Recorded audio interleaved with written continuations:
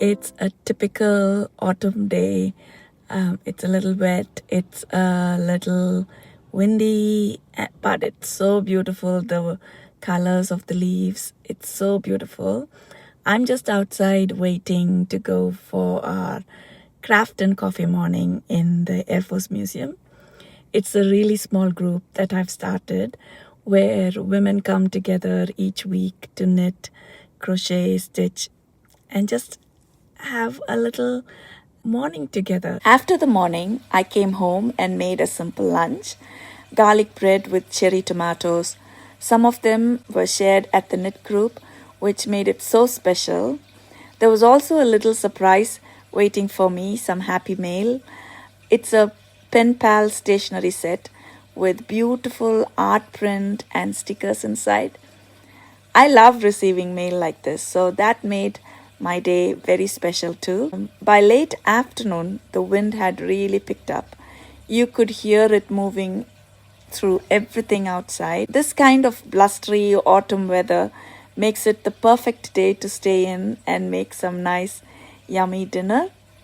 It's a simple dinner we made, kottu parota, which is basically shredded parota with a little bit of leftover chicken curry, onions, tomatoes, and eggs. It's a very simple one pot dish that we like to make. It's spicy and flavorful, and it's a favorite with everyone in the house. So we enjoyed that while the wind kept blowing outside. We were feeling nice and cozy inside.